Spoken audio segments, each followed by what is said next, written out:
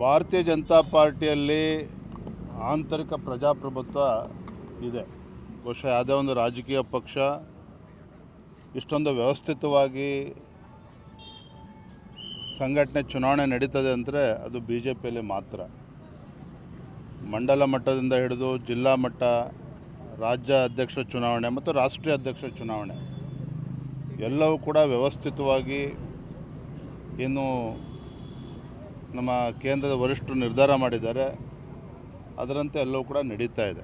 ರಾಜ್ಯದಲ್ಲಿ ಕಳೆದ 1 ವರ್ಷದಿಂದ ನಮ್ಮೆಲ್ಲ ಪಕ್ಷದ ಹಿರಿಯರು, ಕಾರ್ಯಕರ್ತರು ಒಟ್ಟಾಗಿ ಈ ಭ್ರಷ್ಟ ಹಾಗೂ ದುಷ್ಟ ಕಾಂಗ್ರೆಸ್ ಸರ್ಕಾರದ ವಿರುದ್ಧ ನಿರಂತರವಾಗಿ ನಾವು ಹೋರಾಟವನ್ನು ಮಾಡ್ಕೊಂಡು ಬಂದಿದ್ದೇವೆ.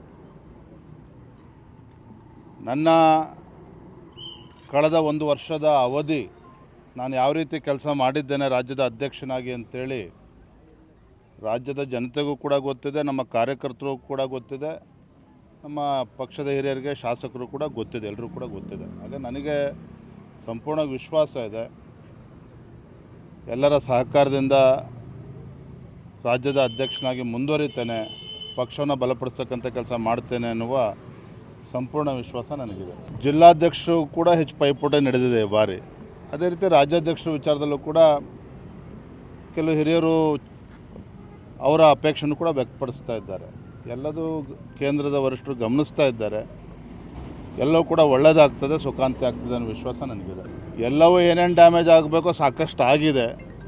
ಇನ್ನೊಂದು ವಾರ 8 ದಿನದಲ್ಲಿ ಏನು ರಾಜ್ಯದ ಅಧ್ಯಕ್ಷ ಯಾರಾಗ್ತಾರೆ ಅಂತೇಳಿ ಉತ್ತರ ಸಿಗ್ತದೆ. ಅದಾದ ನಂತರದಲ್ಲಿ ಎಲ್ಲವೂ ಕೂಡ ಸರಿ ಹೋಗ್ತದೆ ಅಂತ ಕಾಣ್ತದೆ. ನನಗಂತೂ ವಿಶ್ವಾಸ.